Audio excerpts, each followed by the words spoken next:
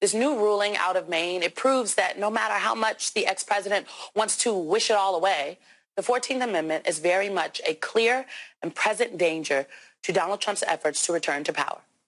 And that is where we start with the aforementioned Maine Secretary of State, Shenna Bellows. Madam Secretary, I want to thank you so much for being here. And I actually want to start by asking you about something that I just mentioned in our setup. Are you and your team receiving any threats? And just not in the wake of your ruling, but specifically in the wake of the ex-president posting a link to your official website with your contact information? First, thank you for having me. I deeply appreciate it. And I just want to share that my decision is about the rule of law and the Constitution. That is my only consideration. And this is part of the process here in the state of Maine. And I hope everyone will be civil, will be respectful, and will follow the process and follow the law. Madam Secretary, I watched you on our network. 6th were in. Yeah, go ahead. Oh, I'm sorry. There's a delay. I'm sorry. I just wanted to note, I watched you on our network and others last night in the aftermath of your ruling, and you very much so, just as you laid out in your decision, you went through great lengths to just explain your process. You use somber language in the decision and in your conversations last night and just now with me, and I'm just wondering, given all of the lengths that you've gone through, I know you take this very seriously, what the former president did yesterday. I mean, I can't infer what his reasoning was behind it, but do you feel like you are in any danger, and are you all receiving any threats given the post that he made?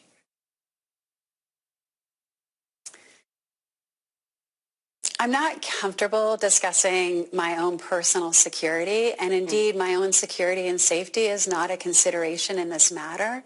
We are a country of laws, and our oath that we swear is to support the Constitution of the United States and the laws of our country. And so as we engage in this process, what is important is the meaning of the Constitution, the facts before us, and that interpretation. And there can be no other consideration.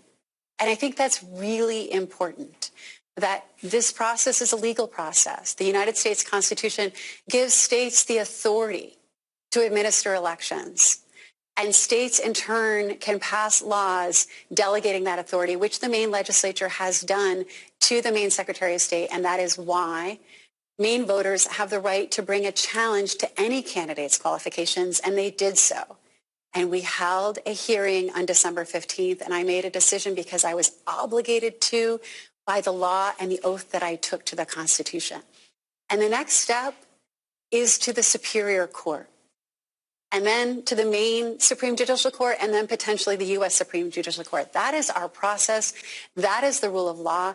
That is what we need to uphold and follow, no matter what. Can we talk a little bit more about your decision? You suspended your decision until a court rules on any appeal, which means that Trump's name stays on the ballot for now. Why did you build that into your decision and your ruling?